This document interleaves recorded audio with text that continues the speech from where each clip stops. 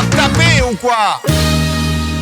Bonjour à tous et bienvenue dans Caméflex, votre podcast hebdomadaire qui n'était pas là la semaine dernière et Tom est tout en train de tout casser. On n'était pas là la semaine dernière. Pourquoi? Burn-out, crise existentielle, malheur. Ouais. Non, en vrai, c'est entièrement de ma faute. Non, c'est partiellement de ta faute. Mais tu t'es vachement bien rattrapé cette semaine parce que t'as vu tous les films. Donc, la semaine dernière, il n'y a pas eu d'émission parce que je bosse sur des gros trucs. D'ailleurs, en parlant des gros trucs sur lesquels je bosse... Regardez mon pénis. Quoi? Par rapport au boss et aux gros trucs. Mais continue. Les gens l'auront. Hein. Les gens l'auront. Tu m'as choqué un peu. Ouais. Et oui, réservez votre 25 septembre. Voilà. Ah, on le dit? C'est tout ce que je peux vous dire. Réservez votre 25 septembre. Réservez votre 25 pour septembre. Pour les gens qui sont parisiens. Putain, je suis même pas au courant de ça. Ah oui, on t'expliquera en... Ok, très bien, d'accord, pas de soucis. Caméflex arrivera en trombe. Oui. Oh. On n'est pas tout seul cette semaine, quand même. C'est important. Mon cher Quentin, bonjour. Dis le clap sur les réseaux comme YouTube. C'est vrai. Qui parle de cinéma. Oui. Tu es enfin avec nous. Enfin. Dis clapine-nous sur Inge. Si vous le voyez passer, n'hésitez pas à swiper à droite. Non, ça ira. Clapinou. Mais oui, je suis très content parce que ça fait belle lurette que je ne suis pas venu ici pour enregistrer un podcast avec vous. Tu étais venu à l'époque des lives où tu étais un des chroniqueurs. À l'époque de des l'émission. lives, et je faisais aussi partie de l'aventure Gérardmer avec vous. Mais oui, putain, donc t'es déjà venu dans l'émission. D'ailleurs, l'année prochaine, on refait, par contre. On verra. Nous, on est sur d'autres choses, on est sur Cannes, là, Gérard. Pardon, excusez-moi. Quentin, ça tombe bien puisque tu t'es mis au podcast, toi aussi. Oui, tout à fait. Avec François. On a lancé enfin le podcast, ça faisait longtemps qu'on voulait se lancer dans ce projet. Ça s'appelle Deux débiles parlent de cinéma. Ça veut tout dire. Hein. Et tu parles des sorties récentes, un peu comme nous.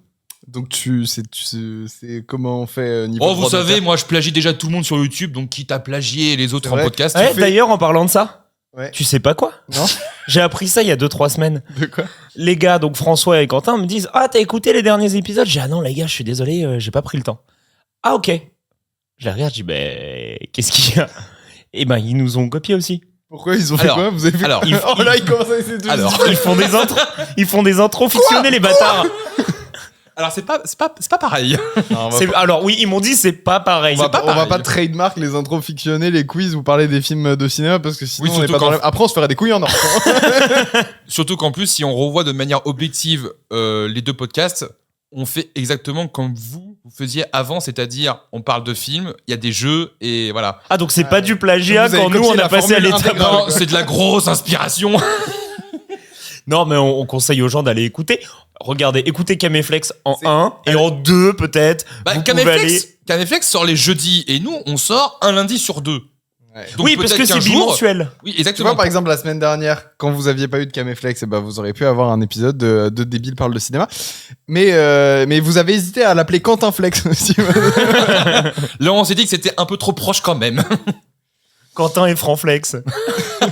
Cette semaine, on va parler de films, c'est quand même le plan. On va parler de Backroom de Ken Pixel. Oui, parce que t'as vu les films, je crois. Oui, j'ai vu tous les films du monde. On va parler donc de Backroom de Ken Pixel. On va parler aussi de The Ship Detective tu vas me rappeler le nom du réalisateur des Mignons. De Kyle Balda. Voilà, celui-ci qui a fait plein de... Des Mignons, qui co-réalise le premier Mignon. Et le deuxième, non, il le réalise solo, je crois. Et moi, chez Méchant 3. Et lui, il co-réalise. Et on va aussi parler d'un autre film, Supergirl. Ouais, j'avais oublié. Supergirl, la grosse sortie d'ici de la semaine de Craig Gillespie. Ouais. Je propose qu'on commence un petit peu par le film le plus vieux dont on devait traiter. Il y a 6 semaines au moins. Non, la semaine dernière, mais qui. C'était pas la semaine d'avant. Si, c'était la semaine d'avant parce qu'on avait loupé la sortie de Backroom il y a 2 semaines. Il est sorti il y a 2 semaines. Donc, ok. Et on va commencer par Backroom. Mais on a des choses à dire, c'est bien. Et puis ensuite on enchaînera. On a des choses à dire. Lui, par contre. Et ensuite on enchaînera sur les films de la semaine. Moi, je vais voir si vous dites pas trop de bêtises. Toi, tu connais un peu les Backrooms? Ouais. Quelle partie des Backrooms? On parle bien des boîtes de nuit un peu. Oui, c'est ça. C'est ça. Il faut jamais aller au 4e étage. Ouais, c'est ça. Ouais, d'accord. Sachant que dans Jim Queen, il y a une référence au Backroom. Et la même semaine est sorti 2 films avec 2 Backrooms différentes. Coïncidence? Non, dans Jim Queen, il faut une ref au Backroom, mais en mode c'est les Backrooms de. Ils ont parodié aussi la fiche de Backroom en faisant explicitement référence au Backroom dans la vraie vie. C'est très très drôle. Et alors c'est drôle parce que maintenant les jeunes connaissent plus les Backrooms, le truc terrifiant, Mais même les gamins, tu vois, à l'école, ils voient ce que c'est. Et ils savent pas du tout ce que c'est que les backrooms. Après, si les gamins à l'école ne savent pas ce que c'est que les backrooms... C'est mieux, c'est tant mieux. Je trouve ça Je pense que mieux. c'est mieux, ouais, je pense que c'est mieux. Allez. Non, mais je pense que les jeunes générations, même au collège ou au lycée... Allez, on va lancer le film. Backroom de Ken Pixel. Enfin, c'est son pseudo, mais... C'est Ken Parsons. Ouais. J'ai trouvé un endroit.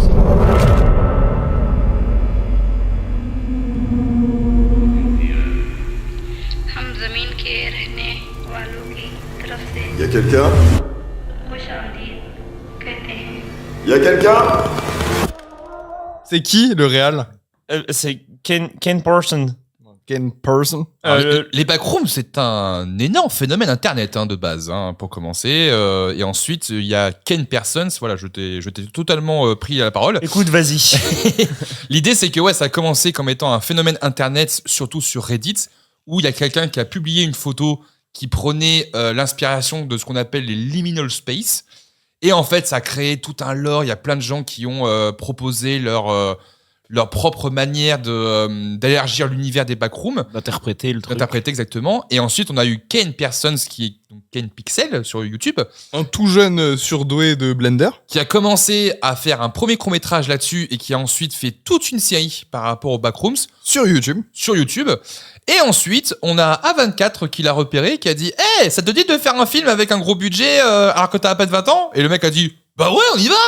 Et c'est comme ça qu'est né le film. Et c'est comme ça qu'est né aussi le mème de Ken Parson est le plus jeune réalisateur à réaliser Ouais, le petit bâtard, un ouais. film, etc. Et donc tout le monde l'a repris. Et il y a A24 récemment qui a, avec toujours la même photo de Ken Parson, et A24 récemment ils ont fait un tweet où il y a écrit Ken Parson vient d'avoir 21 ans et le tweet a eu je sais pas combien de dizaines de milliers de likes parce que ça reprenait le même. Ok, trop marrant.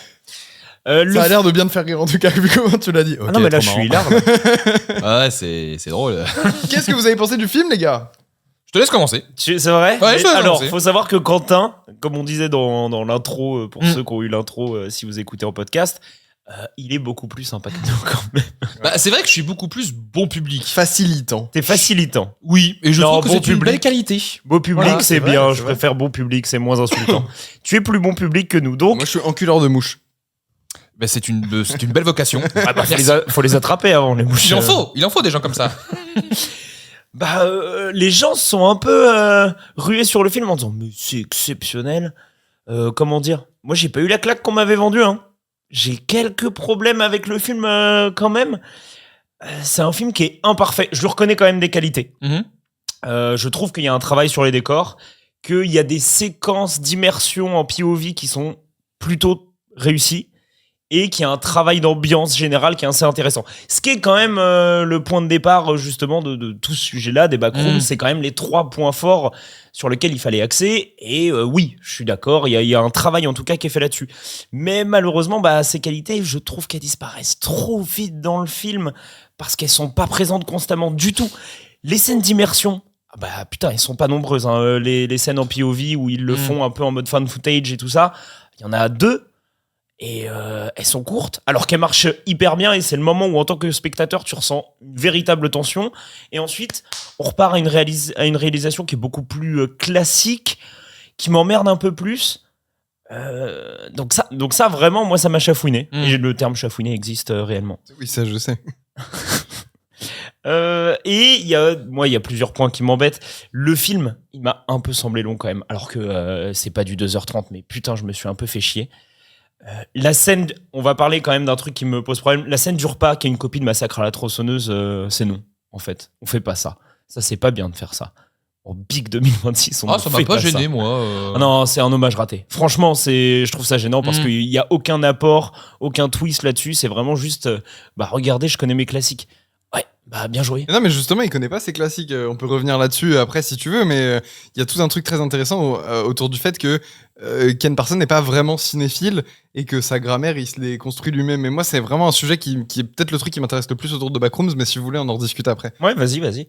Et un des derniers points, je te laisserai parler un Ouais. petit peu ensuite, c'est que le film ne veut pas se fixer sur un personnage et un point de vue unique. Et du coup, il se perd dans tout ça, il perd l'intérêt du spectateur, alors qu'il pourrait avoir un personnage précis, mais là il y a un manque de développement parce qu'il sait pas sur qui axer son histoire. Et ça me pose un petit problème quand même. Parce que du coup on a 2 personnages principaux dont j'ai plus les noms, mais les acteurs je les ai. C'est Clark et la psychologue, c'est... Je sais plus. Donc joué par Renate Reinsve. Ouais, bah si vous voulez, j'ai le nom des acteurs. Nico, si tu veux participer. Oh si, si. En fait, Chiwetel Ejiofor, j'ai jamais su comment prononcer son nom. Je crois que tu l'as bien prononcé là. Chiwetel Ejiofor. En tout cas, c'est comme ça que je l'aurais lu. Ok. Mais ouais, pour moi, c'est un peu, c'est plein d'occasions perdues quoi, ce film-là. Okay. Et c'est pas un mauvais film. J'entends. Quentin, toi, t'en penses quoi? T'as adoré. Alors moi, j'ai pas adoré. Je pense que déjà, le problème principal de Backroom, c'est que malheureusement, on le compare à Obsession. Parce qu'ils sont sortis à la même période. Il y a eu une énorme campagne marketing par rapport aux deux. Et donc, c'est sûr que la comparaison est facile. Et puis, c'est 2 youtubeurs. C'est 2 personnes qui viennent. C'est 2 youtubeurs, c'est à peu près les mêmes intentions derrière. Mais encore une fois, c'est pas du tout la même production de value, etc. Moi, je trouve que Backroom a marché sur moi. J'ai trouvé le film plutôt efficace. Et en fait, moi, je le trouve plus intelligent sur sa manière d'adapter l'univers et de le rendre accessible à tout le monde, plutôt que d'avoir fait une adaptation trop exhaustive justement sur toute l'étendue des backrooms. Je pense que c'était une porte d'entrée vraiment intéressante, où justement on peut comprendre aisément l'univers, savoir de quoi ça en ressort, et je pense qu'ils l'ont bien adapté par rapport au médium du cinéma. On se dit, voilà, il faut que ça tienne en 1h50, et que les gens comprennent un petit peu comment ça fonctionne, et que derrière, ça incite les gens à aller s'intéresser aux mythes après sur Internet ou sur YouTube. Moi, justement, c'est ce que j'ai fait, c'est que après le film, je connaissais un petit peu les backrooms, j'avais un petit peu notion de ce que c'était. T'es allé voir ce qu'il faisait. J'ai vu plus en profondeur sa web série. J'ai vu les vidéos de Feldup qui expliquaient un petit peu tout le principe. La manière dont il gère Blender, c'est hallucinant. Enfin, de savoir que c'est de la 3D par moment. Ah non, mais il est trop fort. Ça, c'est sûr. Et Baisé, c'est même très agaçant de voir quelqu'un d'aussi fort à 20 ans. Mais et je trouve que justement par rapport à ça, c'est là où le film est très fort. Après, je suis d'accord avec toi, il y a des défauts, notamment sur l'écriture que je trouve un peu faiblarde de temps en temps, notamment sur les dialogues. C'est vrai. En termes de rythme, moi, ça m'a pas trop dérangé, au contraire. Mais le problème, c'est que effectivement, le côté les 2 séquences en POV VHS qui reprennent bien justement l'esthétique de la web-série. Qu'il avait mis en web-série. Donc ça, c'est justifié de manière intelligente par rapport au contexte et par rapport à la période temporelle du film. Donc ça, je trouve ça, c'est classique, mais c'est intelligent. Après, elles sont tellement fortes que tout le reste paraît presque pas insignifiant, mais ça a beaucoup moins d'impact. Mais tu vois, il y a un autre truc que je trouve dommage, c'est que je parlais des décors et toi, tu parles de l'ambiance. Et je trouve que c'est hyper réussi, mais il y a un manque de diversité dans les pièces, sur la folie de la déformation. Je crois que c'est le concept.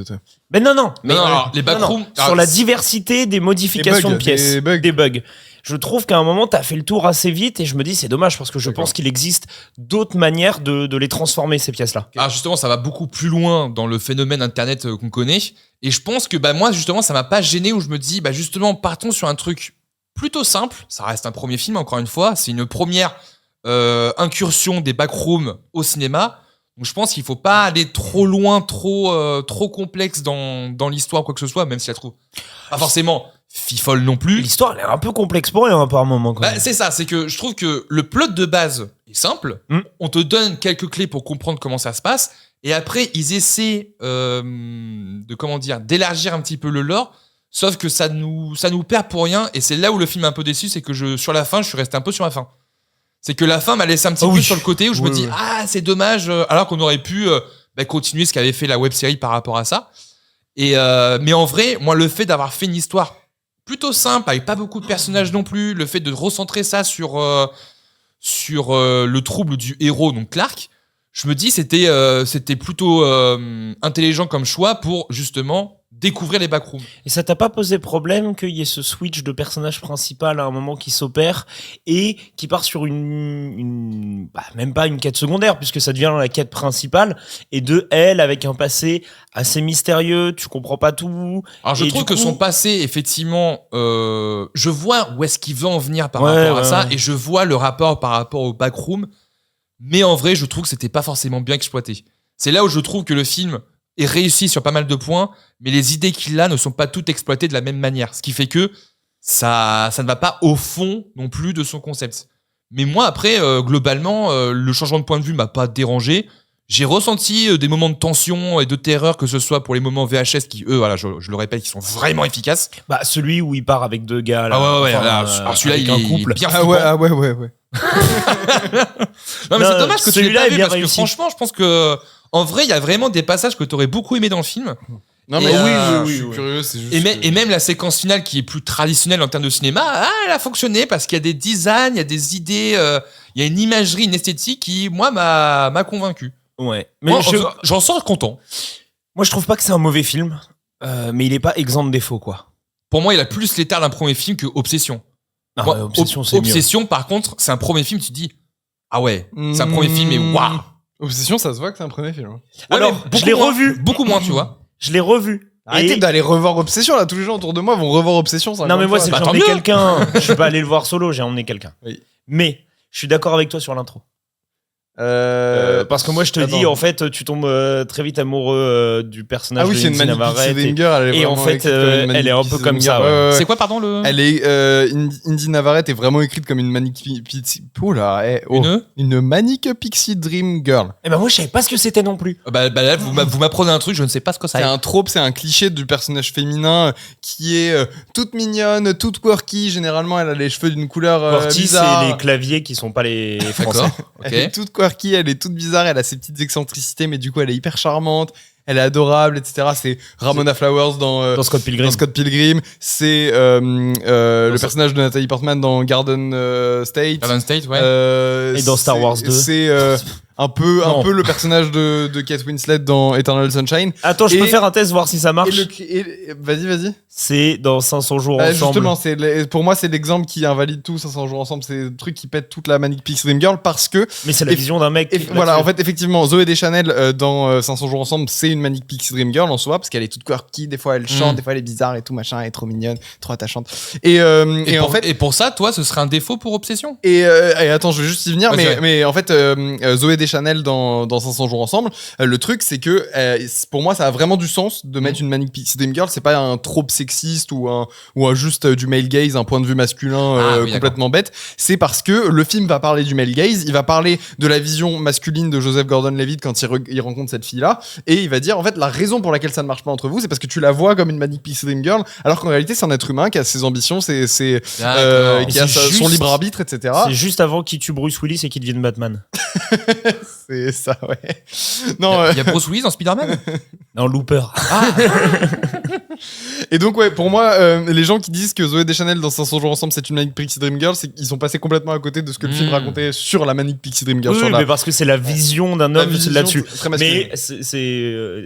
Mais oui, voilà, oui. Si tu veux avoir une image de ce truc-là d'un point de vue d'un homme, c'est. Mais est-ce que Obsession ne reprendrait pas justement le côté de briser ce trope-là, parce que vu que tout le film parle justement de la masculinité et de toxique, Ouais. est-ce que ce serait pas justement essayer de reprendre un petit peu ce principe-là, ce Non, trope mais on le Pour critique détourner. pas. Ah, pour moi justement en fait elle est vide ce personnage là, c'est genre le film te dit c'est pas bien de après vraiment je critique pas Obsession, Ah je trouve oui, ça bien super. sûr. Mais si on veut aller au bout du délire, le film critique le fait qu'il ne voit pas la personne en fait, enfin que il se permet de l'utiliser comme un objet quoi en fait cette fille là. Le problème c'est qu'en fait elle a rien à l'intérieur, pour moi elle est assez creux, enfin son personnage est très très creux, le personnage de Tu la Indy vois Navarrete, pas très longtemps en est fait. déjà creux, donc Oui, tu la vois pas, oui, Ouais. c'est pour ça aussi, t'as pas le temps non plus de. elle a pas de personnalité, elle a la personnalité de n'importe quelle fille quirky, elle est trop mignonne, elle donne $20 à un C'est clochard, toujours- c'est vraiment la meuf parfaite. Et que c'est toujours le clavier américain. Ouais. Si tu l'as pas. Ah, Et, bah, ça et- change ma vision Elle du est monde maintenant. azerty. Elle est Et je trouve ça C'est les dommage. meufs elle est lambda. assortie. Où les mecs lambda, c'est des azerty. Parce qu'en fait, on sent vraiment que c'est un personnage unidimensionnel qui a été écrit justement pour correspondre au personnage masculin. Ah, ouais, Enfin, ouais. qui a été écrit pour le personnage masculin. Donc que le film vienne te dire derrière que, en fait, c'est pas bien de l'utiliser et qu'elle a son libre arbitre, etc. Ouais, mais il nous le montre pas. Enfin, il nous le montre pas comme un Oui, personnage oui, à je part vois ce que entière. tu veux dire. Bref, c'est un micro détail. Par contre, Obsession, moi je trouve que ça a vraiment des défauts du premier film.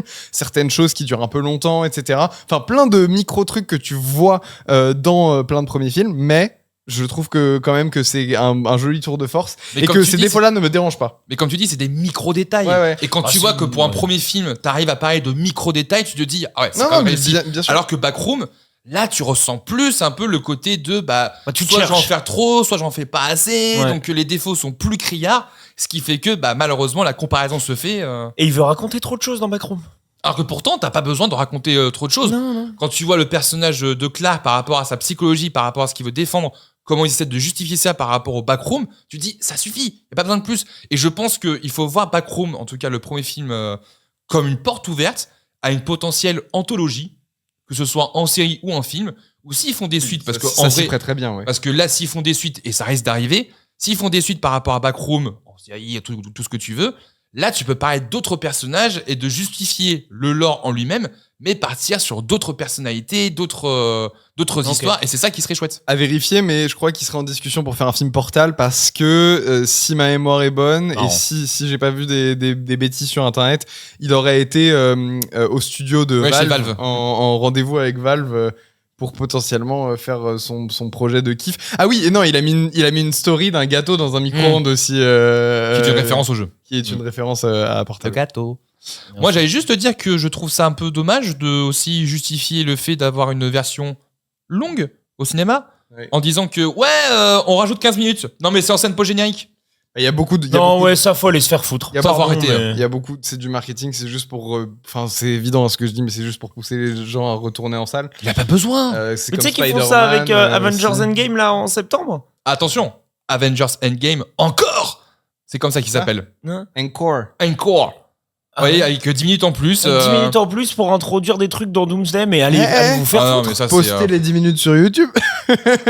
Me faites pas payer une place Ouais. et 3 heures de ma vie pour. J'ai déjà pour- vu le film, c'est Ouais. on a pas besoin. Hein. C'est vraiment. Il est long, hein, Endgame en plus. En fait, c'est ça aussi moi que je trouvais intéressant avec le profil de Ken Parsons, c'est que c'est un cinéaste et Renate Reinsve, je sais jamais comment on prononce son nom, mais C'est super, c'est Renate Reinsve ou Renate Reinsve, elle a dit en interview qu'elle trouvait ça assez rafraîchissant de travailler avec Kane parce que il avait pas les codes, il connaissait pas forcément beaucoup de films, mais il avait des références complètement différentes des références classiques d'un réalisateur.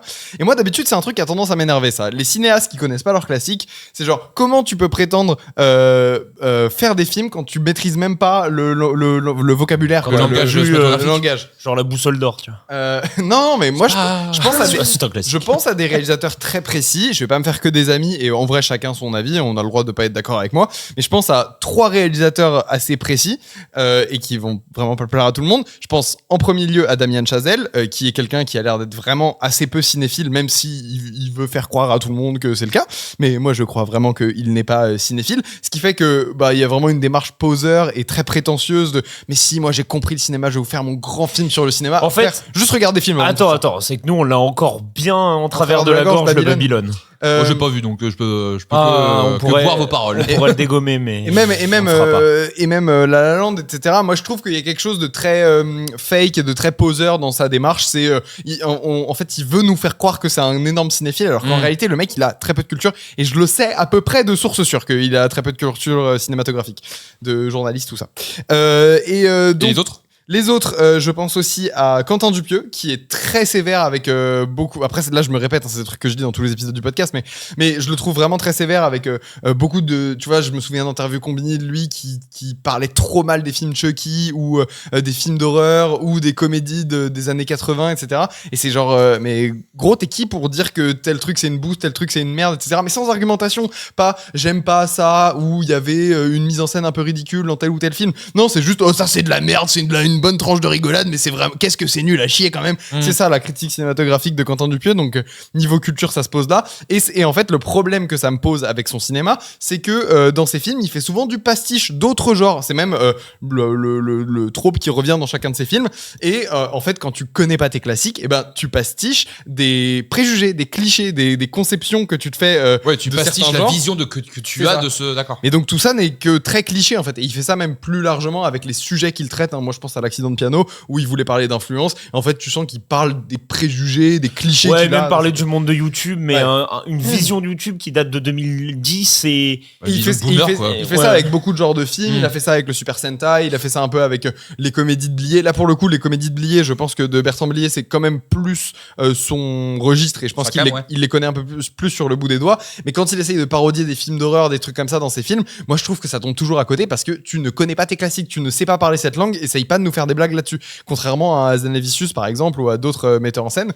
Et le troisième auquel je pense, c'est Xavier Dolan qui a des références cinématographiques assez pauvres. En vrai, il en parle lui-même. C'est genre sa cam, c'est Maman j'ai raté l'avion et Titanic. Et moi, ça me pose toujours un petit problème parce que je déteste pas tout dans le cinéma de Xavier Dolan, mais je dis pas ça pour faire mon hater. Je dis juste que ça a un vrai impact sur son cinéma. C'est que derrière, il va nous faire des films comme Mommy où il va avoir l'impression de faire quelque chose de révolutionnaire quand il nous fait un cadre 4 tiers pour nous montrer l'enfermement.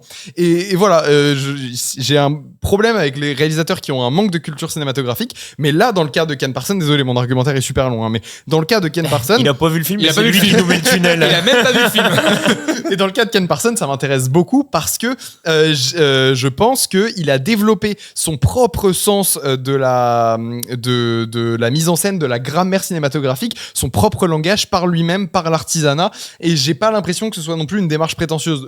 T'as pas vu la scène du repas, hein? J'ai pas vu la scène du repas, je savais pas qu'elle était dedans. Et justement, c'était la question que je voulais vous poser. Est-ce que ce manque de culture, tout bêtement, est-ce qu'il se ressent dans le film et qu'est-ce que ça donne en fait Est-ce que ça apporte un vent de fraîcheur ou au final, est-ce que ça ressemble juste à n'importe quel film Est-ce qu'il utilise les éléments de la grammaire cinématographique de manière plus originale vu qu'il a pas les bases? Alors, je veux pas partir dans la théorie du complot, et encore une fois, ça a été débunké par beaucoup, notamment par Mais un des les acteurs. extraterrestres, tu vas pas me faire croire qu'ils sont déjà là, hein. Mais la Terre, est-ce qu'elle serait pas...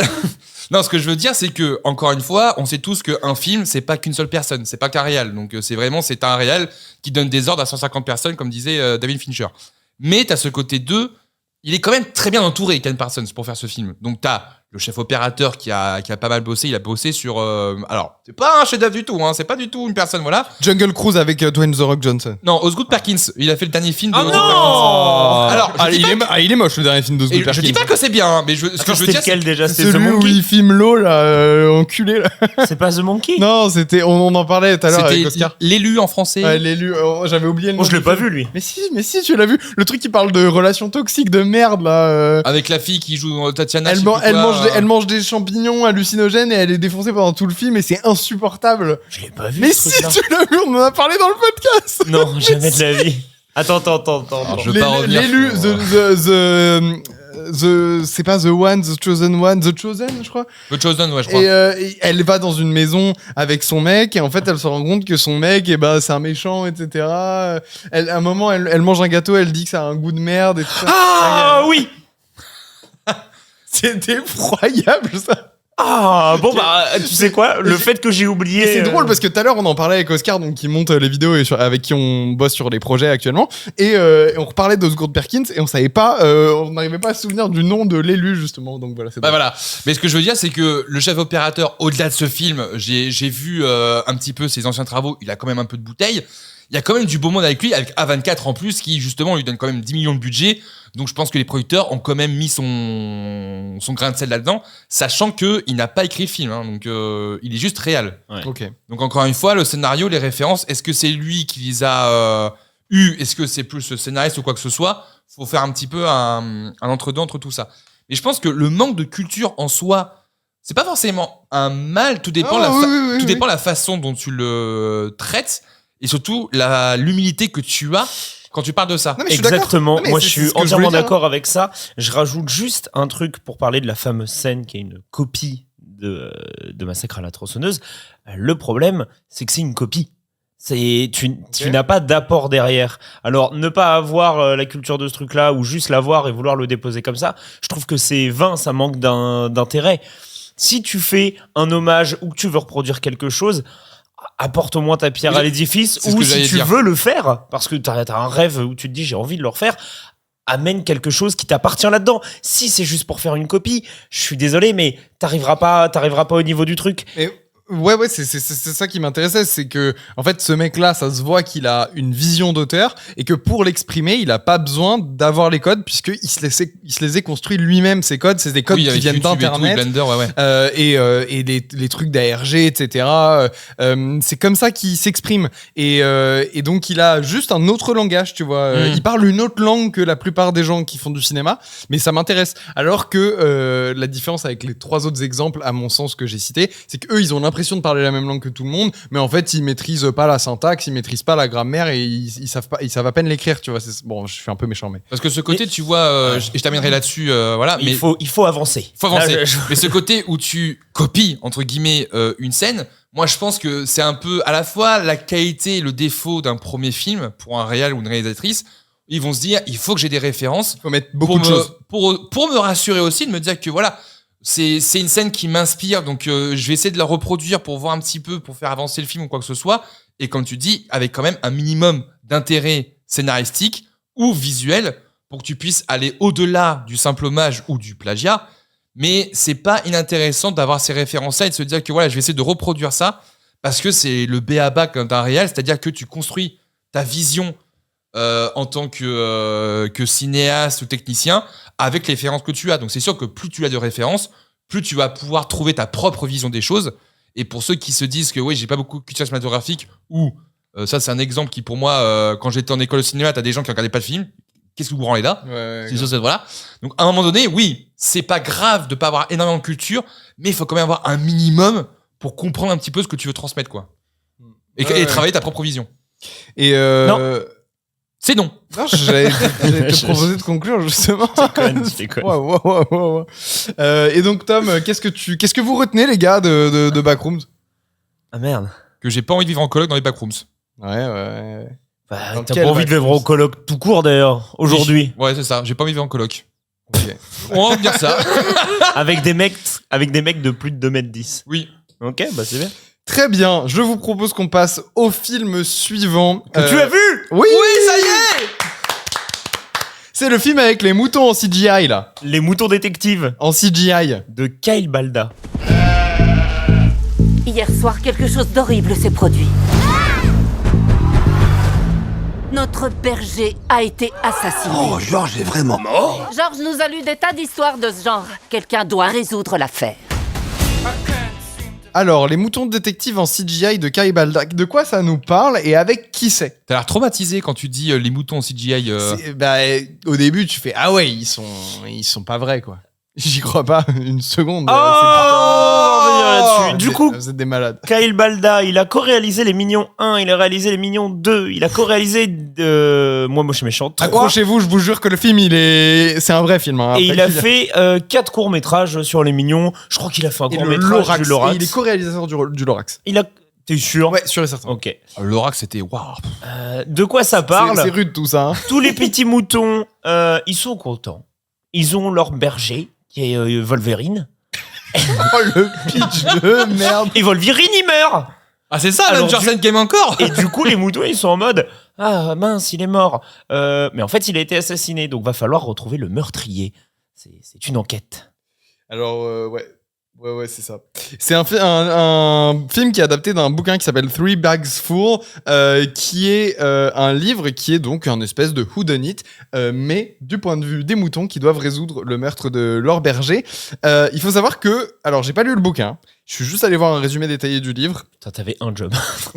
Alors déjà, t'as pas vu deux des 3 films qu'on aborde aujourd'hui, et en plus tu lis pas le livre. Super. Non, mais j'ai essayé de me renseigner un peu sur le livre et j'ai l'impression que l'adaptation est très très libre. J'ai même l'impression que en termes de ton, on n'est pas du tout sur le même registre quoi. Entre, Plus sombre le livre ou Ouais, je pense que c'est beaucoup plus adulte en fait le bouquin. Et en même temps, ça me paraît difficile d'adapter ce genre d'histoire, de mettre le budget nécessaire pour faire vivre les effets spéciaux du film parce que 75% du film est en CGI. Ça me paraît difficile de mettre ce budget-là et d'engager ces moyens-là sans s'assurer qu'il y a un public ciblé qui va aller voir le film. Donc, il faut quand même en faire un film à peu près pour les enfants. Même si on va le voir, le film, il a bien marché même sur le public adulte, notamment aux États-Unis. Parce qu'il est sorti sur Amazon Prime. Ouais, et aux États-Unis, il est sorti en salle. Ah ouais. Et il a eu pas mal de succès. Beaucoup de gens en ont pas mal parlé. Et Ouais, il a été bien reçu, C'était il y a quelques semaines, c'était très bien reçu.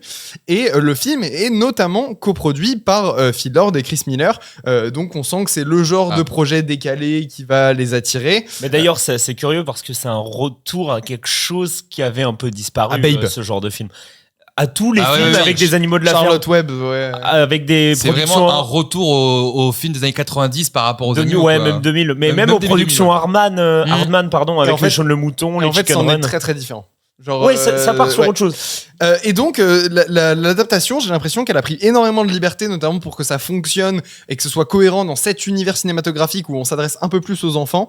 Et il y a il y a un élément, par exemple, et après, là, je fais juste mon petit préambule sur Bien sûr. les différences, mais il y a un élément qui va être central, c'est que dans ce film, les moutons vont oublier des choses. Et ils vont oublier volontairement des trucs, ils vont collectivement faire en sorte de oublier un événement. Et je crois que dans le bouquin, en fait, le truc, c'est qu'ils ont du mal à. Le concept, c'est qu'ils ont du mal à résoudre le meurtre parce qu'ils ont une mémoire très très courte et ils oublient constamment des indices. Et c'est impossible à faire en film. Dans un livre, je peux comprendre. Et donc, il y a un seul mouton qui a une super bonne mémoire et qui se souvient de tout. Et la Il y manière a aussi dans le film. qu'il y a aussi dans le film. Et donc, la manière qu'ils ont eu d'adapter ça dans le film, c'est que cet oubli, enfin, cette perte de mémoire, elle soit volontaire de la part des moutons. Bah, c'est dommage, du coup. Parce que Bah, je trouvais l'idée sympa, mais pas assez travaillée. Et sans rentrer dans le spoil, parce que c'est un whodunit, donc on va essayer de comprendre qui est le crimier. criminel, le crimier. On va pas appeler meurtre, mais c'est crimier. Donc ouais, bref, on va essayer de comprendre qui a fait le coup. Même si je trouve que la résolution finale est vraiment bon, en fait ça.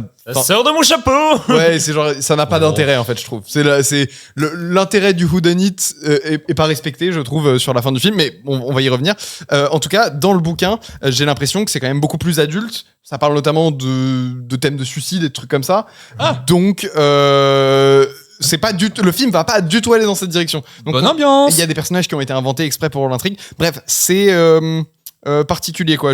Cette adaptation, je pense vraiment qu'on n'est pas sur le même registre. Qu'est-ce que t'as pensé du film, Quentin? Alors moi, juste avant de parler de mon avis, je rebondis parce que tu dis que c'était produit par Phil Lord et Chris Miller. Mais là où ça a surpris tout le monde, c'est que c'est scénarisé par Craig Mazin. Et tout, c'est que Craig Mazin, tout le monde pense que c'est Tchernobyl, c'est Last of Us. Sauf qu'avant, il a fait de la comédie aussi. Il avait fait les Scary Movie et tout. Donc le fait de le revoir revenir de la comédie, ça a surpris un petit peu tout le monde. Et moi, quand j'ai vu la bande-annonce de ce film, j'étais en mode, mais qu'est-ce que c'est que ce truc? Et donc j'ai vu le film donc pour l'occasion. Et j'ai pleuré. Ah ouais, ça t'a J'ai eu vraiment chauffé. mes petites larmichettes quand même. Je m'attendais pas du tout à ça. À quel moment? À 2-3 moments dans le. Ah oui, dans le plusieurs film. fois. Ouais, 2-3 moments. Ouais. Alors, comme vous avez pu le constater, je suis très bon public, hein, encore une fois. Mais C'est ça qu'on aime. je trouve que c'est un film super mignon. Où je retrouvais un peu la vibe des films des années 90-2000, justement par rapport à Babe, cochon Dr. dans la Dolittle, quoi que ce soit. Et je me dis, ça fait du bien. J'ai l'impression de voir alors c'est pas le même degré, mais de voir un nouveau Paddington. Avec ce côté, film pour enfants, en fait, avec ouais. des missions, avec de l'émotion qui va avec. Et, Tu sens que c'était dans le cahier des charges. Tu Ouais. sens que le cahier des charges, c'est on va faire on va adapter ce bouquin-là qui est un peu adulte, etc. On veut l'adapter en Paddington. Et moi, j'ai beaucoup aimé. Et d'ailleurs, c'est assez marrant parce que lui, du coup, comme on en a parlé il y a 2 minutes, c'est que c'est un réalisateur de films d'animation Oui. à destination des enfants. Et tu le sens à mort dans ce film-là. Le film, il est ultra coloré, il est familial. Ça fait du bien. T'as un soin qui est apporté au design. Alors t'as le joli message et tout ça, mais t'as aussi une intrigue qui est claire et des personnages qui sont identifiables quand même tous un petit peu. Il y a un travail là-dessus. T'as des notes d'humour un peu légères. De toute façon, le film est assez léger parce qu'il s'adresse au grand public en fait. Et qui doit correspondre à la case public enfant. Oui, complètement. Ouais. Après, on va être clair, on n'est pas en présence d'un chef-d'œuvre non plus, hein. Mais il y a des trucs qui sont réussis quand même, et tu sens que lui, c'est un réalisateur de films d'animation et que il apporte sa patte vraiment dans son premier live action. Complètement. Et j'ai même envie de poursuivre dans ce que tu dis. Je trouve qu'il y a un problème avec la mise en scène des dialogues un peu bateau, chant contre chant entre comédiens, et que dès qu'on repasse chez les moutons, il y a de la mise en scène. En fait, t'as l'impression que tout a été storyboardé à la mort quand on est sur les moutons, que chaque plan compte, que chaque interaction, s'il y a un chant contre chant ou pas, ou si on est en plan large, s'il y a un mouvement de caméra, tout a été réfléchi, pensé, alors que dès qu'on se retrouve avec des comédiens, on dirait juste qu'on a pris n'importe quelle caméra, n'importe quel étalonnage lambda, et qu'on les a juste filmés dans une ruelle et on passe à autre chose. Et sans aucune réflexion sur la mise en scène. C'est vrai que quand il n'y a pas les moutons dans, Je trouve ça dans grave, les plans, quoi. Ouais. on s'emmerde. Alors même moi avec les moutons, alors moi je vous avoue que le truc qui m'a le plus, je trouve le film joli, efficace, mais moi la mise en scène m'a pas embarqué et je pense que c'est pas le... Moi je trouve qu'il y a même pour les moutons, encore une fois, oui, il y a 2-3 idées de cadrage, de mise en scène, quoi que ce soit, mais j'ai pas ressenti comme tu dis, une réelle réflexion sur raconter quelque chose à travers la mise en scène, ou en tout cas quelque chose de vraiment appuyé. Il y a des effets pour rendre le tout le plus dynamique possible et ça fonctionne. Mais en vrai, moi, la mise en scène, c'est pas le truc qui m'a le plus embarqué, quoi. Je sais pas si ça raconte toujours énormément par l'image, parfois si quand même, hein. Mais c'est surtout que c'est extrêmement soigné et c'est super plaisant à suivre. Et quand on repasse sur les humains, le montage fait n'importe quoi, les dialogues sont filmés comme de la merde. Ça dépend de quelle scène. Il y a des scènes très jolies avec les humains. Il y a une scène où ils sont en voiture dans la nuit avec des très belles couleurs, de la pluie. Il y a du mouvement sur l'image. Il y a un vrai travail de la photographie. Et t'as des moments, ça ressemble à un film Netflix, quoi. Et ça m'a vraiment ça m'a vraiment choqué, quoi. Je me suis dit, mais c'est fou d'avoir des parties aussi bien foutues et des trucs aussi plan-plan. Bah, tu sens qu'il s'éclate plus à mettre en image les moutons que on dirait qu'il y a deux les réals. humains. On dirait vraiment qu'il y a deux réals. Il y en a un qui s'est occupé de la partie animation et il y en a un qui s'est occupé de la partie tournage vite fait de 2 semaines en Angleterre. Mais il y a un soin apporté sur plein de trucs et même l'humour, je trouve qu'il y a des super idées. Oui, je suis Vraiment, d'accord. je trouve qu'il y a des moments où bah, tu ressens l'envie même de déformation, tu sais, qui vient plutôt de l'animation, là, pour le coup. Stretch and squatch, quoi. Stretch and scratch. Les réactions aussi des Tu vois, des par moutons exemple, sur à un pas mal de moment, points, t'as un mouton qui voit une carotte, il va péter un câble. Ouais. Et t'as tout un truc où il va se prendre la tête dedans et s'étirer. T'as la caméra qui est très proche, donc il y a une déformation. C'est assez marrant. Et il y a la voix qui accompagne en mode. Et il y a plein de petites idées comme ça. Il y a aussi, tu disais, avec leurs réactions, etc. Il y a un moment où ils ont une tête comme ça parce qu'ils regardent le bitume. Là. Ah, mais ça, oui, c'est drôle. ça, c'était drôle. Moi, je serais même pas étonné de savoir que peut-être que initialement ils voulaient en faire un film d'animation, tu vois. Ce serait pas déconnant de savoir que au départ on voulait faire un film d'animation ou sinon venez on tente en live. Et je pense que ça me choquerait pas si c'est avéré. Je pense qu'effectivement, il a été décidé de partir dans la direction Paddington du truc. Le problème, c'est que quand tu le mets face à Paddington, ah bah il se fait éclater la gueule, The Ship Detective, quoi. On est vraiment pas au niveau de Paddington, parce que Paddington arrive à faire un truc qui est assez magistral. Pourquoi ? Non, mais rien. Notamment Paddington 2, c'est qu'il arrive à mettre tout le monde d'accord. C'est que effectivement notre scénario est très simple. Effectivement, on a que des enjeux à portée des enfants et personne n'est vraiment méchant. Il y a tout est un peu goofy, etc. Même si Paddington est aussi un whodunit en plus. Les 2 premiers Paddington sont des whodunits. On essaie de comprendre les motivations du méchant, qui est le méchant et tout. Le truc, c'est que Paddington arrive à enrober tout ça avec une cohérence. Tu vois, il y a pas que les parties où Paddington fait des bêtises dans la salle de bain qui sont réussies. C'est genre les parties où il y a juste les comédiens. On a des comédiens et des comédiennes absolument remarquables, notamment Sally Hawkins qui bouffe l'écran des 2 premiers films et qui est malheureusement pas dans le 3e. La meilleure maman du monde. Et ouais, vraiment, elle est incroyable cette comédienne et on l'a vu évidemment dans Bring Her Back, donc on sait qu'elle peut tout faire. Et Pire dans maman du monde. Un contraste vraiment. Et là, dans The Ship Detective, on n'a pas de comédien qui sort du lot de cette manière-là. Tout le monde cabotine, personne n'est jamais vraiment dans le même film. Celui qui s'en sort le mieux pour moi, c'est le personnage qui joue le policier qui jouait dans Succession, dont je n'ai pas le nom, mais que j'adore, qui joue dans Saturday Night, qui est un film sur la première de Saturday Night Live, et dans lequel il joue 2 films. Il joue Jim Henson et Andy Kaufman, et donc voilà, c'est très marrant. Et tu t'en fous. Ok. Non, j'étais grave dedans. Le flic a plus de matière aussi dans le film. Hein. Il a plus de matière à jouer parce que justement, c'est lui qui a la vraie évolution. Ouais. Les autres sont, je dirais pas que ce sont des personnages fonction, mais presque. Chacun a sa petite personnalité, mais on va pas creuser plus là-dessus. Grave, hein. Et même les petits gimmicks par rapport au boucher qui fassent parce qu'à chaque fois, je suis sûr qu'il est végétarien. C'est un peu bas de plafond, mais je sais pas, moi globalement il y a un truc qui fonctionne sur moi, qui me fait que c'est une sorte de petite kermesse où tu passes du bon temps, c'est feel good movie, et c'est sûr qu'effectivement c'est vraiment pas au niveau de Paddington où là c'est le step au-dessus, mais pareil là les moutons détectives ça fait bien le café, c'était une bonne surprise, je m'attendais vraiment pas à ça, et au final je trouve que même si effectivement comme t'as dit il y a des défauts par-ci par-là, sauf qu'au global, moi, c'est un bon moment aussi, quoi. Casting, t'as 2-3 surprises aussi. T'as Bryan Cranston. Dans les voix, ouais. Dans les voix des moutons. Alors, je suis désolé, je l'ai vu en VF. Voilà, je vous prie de m'excuser. Ah, wow. Non, mais c'est ok. J'ai fait la différence. J'ai quand même... T'as Patrick Stewart aussi. Hugh Jackman n'a rien à foutre là. Il apporte absolument rien au film. Et moi, sauf quand il tue les moutons comme ça. Il apporte le film parce que s'il est pas là, il y a pas de film. Mais voilà, tu vois, sa fille par exemple, elle est pas dans le même film que tous les autres. Tous les rôles secondaires, déjà on a pas mal d'intrigues qui sont complètement évincées. on sent Ah bah que- c'est pas à couteau tiré, hein, ça c'est clair. Ah, voilà, on n'est pas sur un côté tiré. On sent que Oh, j'ai vu une super vanne sur Letterboxd continue et je la retrouve. sur le film. c'est pas la fleuriste, mais celle l'une des suspectes là, qui vole la lettre et tout ça au début du film. Alors j'ai toujours pas compris pourquoi d'ailleurs. Elle est absolument pas développée, alors que dans le bouquin, elle a une importance majeure. Le prêtre, pareil, en fait, ça va nulle part l'intrigue avec le prêtre, c'est complètement passé. Oh, en vrai, ils expliquent le truc, je te dis ouais mais c'est quoi le rapport? Enfin, Ouais. Alors que pareil. Ils essaient de justifier un mobile, je dis bah non. Enfin, Alors que pareil, dans le bouquin, il y a un vrai lien, visiblement, de ce que j'ai lu, il y a un vrai lien avec l'intrigue. Et le boucher, normalement, il a un lien hyper important avec le personnage principal. Il n'en est rien dans le film.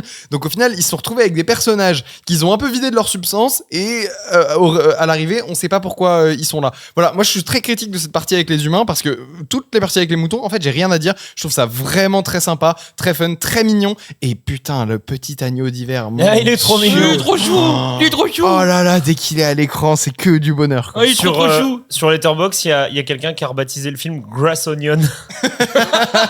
C'est très bon ça. Mais je suis d'accord avec toi, c'est que vraiment toutes les parties avec les moutons ça fonctionne bien, sachant qu'ils arrivent à imposer des thématiques plutôt intéressantes en plus sur à la fois sur les moutons, sur leur traitement ou quoi que ce soit. C'est un peu texto, c'est un peu dit dans le texte. C'est texto, mais un film pour enfants, encore une fois, t'as Oui, pas besoin oui, d'avoir non, de la t'as raison, subtilité. C'est bien aussi parfois de dire les choses directement, tu vois. Quand c'est justifié au sein même du film, ça me dérange pas. Alors par contre, voilà, des trucs, moi c'est la blague qu'on fait tout le temps. C'est le film Resident Evil Raccoon City, où c'est vraiment Chris et Claire Redfield de Raccoon City. Oui, orphelin. On a Oscar qui s'en va, au revoir Au Oscar. revoir, Oscar. C'est vraiment ces films-là qui sont obligés de dire textuellement les choses pour que le spectateur comprenne. Ah si, non mais ne prenez pas pour des cons. Alors que pour un film pour enfants, une morale ou des thématiques, c'est pas grave si on est un petit peu plus textuel, si on est un petit peu plus dans le dialogue plus que par l'image, le fameux chaudron de tel. Ouais, mais tu vois, si effectivement tout le truc de la mémoire les empêche d'avancer dans l'enquête avait été implémenté vraiment dans la structure du récit, et ben je trouve que ça aurait été plus cohérent thématiquement. Je sais pas si j'ai été très clair. Et en même temps, pour me faire l'avocat du diable, ça raconte quelque chose. Le fait qu'il veuille à tout prix oublier, mais si- et pas que ce soit Si ça avait eu un impact sur la résolution du mystère, ça n'en a pas en réalité ce truc-là. Non, Et c'est dommage parce qu'il y a un truc à faire de oui, mais genre il y a un on message. a oublié un élément. Oui, il y a un message. Oui, Mais- parce que encore une fois, je pense pas que le whodunit soit vraiment le truc principal du. Ah ouais, mais ça reste le cœur du film. Mais c'est est-ce comme ça que le film vraiment est vendu, là- hein. C'est Bien vrai. sûr. Mais est-ce que c'est là où tu vas implanter tes thématiques parce que là le but c'est d'avoir de l'empathie pour les moutons et de Oui, comprendre mais- un petit peu leur façon de faire. Et tout le simple film, tu l'attendais. Tout le film, t'attendais à ce qu'il y ait quelque chose en rapport avec l'oubli. Pardon, excuse-moi, j'ai bugué. Toulouloulou. Tu as oublié de quoi on était en train de parler. J'ai oublié. En fait, je m'attendais pas à ce que ça ait une vraie incidence sur l'histoire et sur la résolution de l'énigme. Mais moi, c'est plus par rapport à est-ce que ça va être un obstacle pour Lily par rapport aux autres. Et pour moi, je l'ai ressenti, le fait que les moutons ne veulent pas avancer, ne veulent pas aider parce que ils disent non, on veut oublier, on veut passer à autre chose. Puis voilà. Ça, en fait, ça travaille plus la profondeur des personnages plus que la narration. Ouais, mais Et là, pour le coup, moi, la ça- narration n'épouse pas la Oui, thématique oui. du film, c'est un peu dommage. Mais est-ce Alors que qu'il y avait 5 ans. En fait, il y a beaucoup d'actes manqués, je trouve, dans le film. Après, c'est une. Après, c'est une c'est petite très réussite, mimi. ouais, Ouais. c'est mimi. Ah, c'est pour moi, cool. c'est une belle surprise et franchement, je m'attendais pas du tout à ça. Et vraiment, moi je trouve les parties avec les moutons vraiment géniales. Parce que là, j'ai été vraiment pisse-froid pendant quand j'ai parlé du film. Mais je vous jure que j'ai passé un excellent moment dès que les moutons ont des dialogues, des C'est interactions. impossible de etc. pisser froid, Nicolas. Ouais. Enfin, je pense pas. Et vraiment, le CGI, ça t'a vraiment dérangé? Au départ, en fait, c'est pas la CGI en soi, c'est le mélange entre la CGI et Hugh Jackman qui est en train de porter rien. Non, mais franchement, je trouve que les moutons sont quand même vachement bien Les faits. moutons sont bien faits. Et quand tu regardes l'animation, tu fais ah ouais, c'est très bien animé. Enfin, genre il y a un travail mais monstrueux sur l'animation. Et juste quand tu les vois à côté des humains, tu fais bah je n'y crois pas. Mais bon. Qu'est-ce que vous retenez, les amis, de ce film de Ship Detective? Les moutons inspecteurs. J'aimerais bien avoir ce pouvoir de pouvoir oublier. Ah bah non, juste t'as pas C'est la compris le film. morale- C'est Attends, la t'as morale compris du le film. T'as pas compris. On parle de quoi? The Ship Detective. Bah oui, non, on retient pas ça, mais. On retient autre chose? Alors, tiens qu'il faut surtout pas oublier. On retient qu'il faut surtout pas oublier. On est dans les messages mignons aujourd'hui. Ouais. C'est important.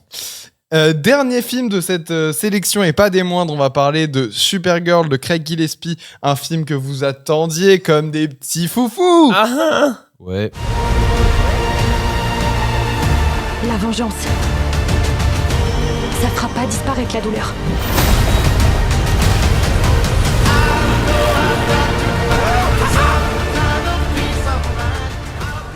Deuxième film de l'univers DC, lancé par James Gunn avec Superman l'année dernière. Et on va en parler parce qu'on commence à avoir certains défauts.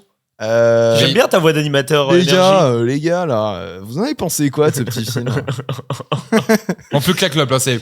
Alors, les gars, c'est quoi Juste votre après avis, le générique. Tom, je te laisse te lancer sur Supergirl de Craig Gillespie. Bah, déjà, Craig Gillespie, je suis un peu allé fouiller dans sa carrière de grand réalisateur. Il y a un film sur deux, ça va pas quand même. Alors, Aitonia, on fait oui. Cruella, alors je l'ai pas vu. Je sais pas. Ça avait l'air sympa. Ok, tu l'as pas vu toi? Non. Bon bah on s'en fout alors. Il a quand même fait le remake de Friday Night. Il a fait Pam Tommy qui avait été plutôt bien reçu, je crois, par les gens. La série, la série épisode, non, C'est ça, qui est sorti sur Disney. Il y a Moi j'aime bien, quelques mais il y a un années. vrai problème de mise en scène dans Pam Tommy. Et il a fait un autre film qui est Lars and the Real Girl. Ouais. C'est bon. Ah bah. Voilà. Eh ben super. Bon, ça va, il y a pire comme carrière. Du coup, Supergirl, c'est la cousine de Superman. Et puis, elle est triste, elle est un peu dépressive. Et elle va faire la fête et boire de l'alcool. Ils se mettent mal, genre des murgeasses, mon pote. À la fin, ce qu'elle doit apprendre, c'est que. Faut arrêter les mélanges d'alcool. c'est ça ça qu'elle a. Non, c'est pas ça. Voilà, vous avez spoilé de qu'est-ce qu'on retient de Supergirl. Non, pas j'en faire ai de une mélange autre. d'alcool. J'en ai un autre. Et donc, du coup, elle va se retrouver confrontée à des méchants galactiques qui vont faire du mal. Et elle va dire, ok, je vais filer un coup de Notamment Lobo. main. Oui, mais lui, du côté des gentils. D'accord. Je crois que je vais pas être sympa avec le film, donc je vais démarrer et tu ramèneras une petite note de douceur, Quentin, je pense. Oui, parce que moi, j'ai pas passé non plus un merveilleux moment, mais je n'ai pas boudé mon plaisir. Ne D'accord. nous spoile pas ton avis. Bon, alors, il y a eu beaucoup de gens qui ont parlé sur le film en disant que c'était une catastrophe et un des pires films de super-héros. C'est parce qu'il y a beaucoup de gens qui sont sexistes aussi. Par exemple, Oui. ma TL est infestée de ricains qui se moquent du physique de l'actrice. C'est genre, mais Bah, elle est très- vous enfin, êtes elle est des très jolie, baisers, l'actrice. Vraiment, ça va pas. Et l'une de mes réponses préférées à ce genre de choses, c'est en fait, il y a un mec qui est un YouTuber un peu réac, très réac, genre. Et à chaque fois, il dit pourquoi ils ont choisi une meuf moche pour interpréter Supergirl. Il y a beaucoup de gens qui lui Peut-être répondent. parce que c'est une bonne actrice. Et ouais, peut-être juste ça en fait. Et il y a plein de gens qui lui répondent pourquoi tu frappes ta femme? Parce qu'en fait, il s'est fait Ah oui, arrêter, c'est il s'est fait vrai. inculper pour ça. Ah, mais Et genre- j'avais vu Et ce à truc-là. chaque fois qu'il critique ça, et ben les gens répondent pourquoi tu frappes ta femme. Donc je trouve ça assez bon. C'est bien de te remettre ça en avant. Et, Bah alors- et j'aime beaucoup aussi les gens qui critiquent son physique et qui se font afficher derrière sur Twitter en mode c'est toi qui parles et genre ils mettent leur pépé en gros. La toxicité. Ouais, génial. On s'en fout du physique tant que c'est une bonne actrice, Ah oui. prenez-la. Et après, je trouve que c'est. En plus de ça, je trouve que c'est assez injustifié. Oui, Mais bon, c'est pas le sujet. C'est toujours les mecs les plus beaux gosses qui racontent ça sur les réseaux sociaux hein, souvent. C'est hilarant les trucs sur Facebook de gens qui insultent des meufs et ensuite tu vois leur pépé. Ouais, bah, c'est Et ça Ah, pour mais ça, c'est. c'est ça pour Supergirl. Et bon, tout le monde l'annonce comme une. Enfin, une partie du public annonce le film comme une catastrophe et un des pires films de super-héros. Non, c'est pas vrai. C'est non. pas le pire film de super-héros que j'ai vu. Millie Alcock, du coup, qui joue Supergirl. Supergirl. Moi, je trouve qu'elle est de. Très bien dans le film. Elle est très bien. Elle est bonne dans le rôle. Franchement, ça passe très bien. Il y a quelques bonnes idées, mais qui sont trop faibles pour que ce soit marquant. Mhm. Je pense à la scène du bus et j'en dirai pas plus, mais ça, je trouve que c'est plutôt malin. Maintenant, c'est une banalité affligeante ce que j'ai vu. Hein.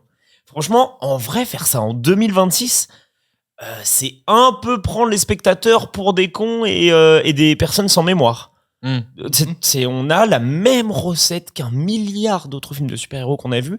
Franchement, en vrai, je trouve que le mot affligeant, il est pas déconnant. C'est même pas que c'est excessivement mauvais, c'est que le film ne te fait rien ressentir. À aucun moment. T'as un goût de déjà vu tout le film, c'est un peu pathétique. On va parler de la BO. La BO, elle est tellement générique, tu la retiens pas. C'est Et le plus gros défaut du film. Et, Ah ouais, grave. À ce ah moment-là. ouais. Mais c'est une catastrophe quand en face Bah, t'as le thème de Superman de John Williams qui a été repris pour Ouais. le dernier avec Corin Sweat. C'est la plus grosse comparaison, c'est qu'il n'y a pas de thème Supergirl. Mettez-lui un putain de thème. Bah ouais. Et alors, t'as énormément de morceaux qui sont aussi intradigétiques. Des needle drop. T'as des needle drops. Needle drop. Ok. Des drops d'aiguilles. Ouais, Et parce en que c'est fait, l'aiguille que tu drops sur le. ok. Et là, il y a un très gros problème aussi pour moi qui reflète un manque de créativité qui est criant. C'est-à-dire que, putain, t'es dans l'espace. T'as une espèce de presque un crossover entre. Et là, il y a Space Oddity de David Bowie qui se lance. Non, mais c'est pire. Parce que là, je te Oh, parle de parce que ça, musique. c'est bonne musique, ça. Ouais, mais bon. Non, mais c'est- moi, je te parle de musique dans le film. Qu'il y ait des personnages qui jouent. T'es sur une planète avec des extraterrestres ou un qui jouent de la musique, c'est du Ella Fitzgerald. Tu dis, non, mais tu te fous de ma gueule, là, sans déconner? Ah oui, je vois la Et scène. il me semble que c'est du Ella Fitzgerald. Et là, je me dis, Alors que putain, toi, mais. t'es fan de Jedi Rock. Bah, On aurait eu la cantina de Mos Eisley, ça aurait été plus drôle. mais je trouve ça C'est fou. bien le faire, non? Le Jedi Rocks, c'est quoi déjà? Quelle horreur. Ah oui. putain. Bah c'est mieux que dans le film. Mais je trouve ça fou. C'est-à-dire, putain, créer des morceaux un peu extraterrestres, fais un truc, amuse-toi. Et là, ça me pose problème. Et évidemment, il y a plein de needle drop, Needle drop. de plein de morceaux où tu dis non, mais allez vous faire cuire le cul, quoi.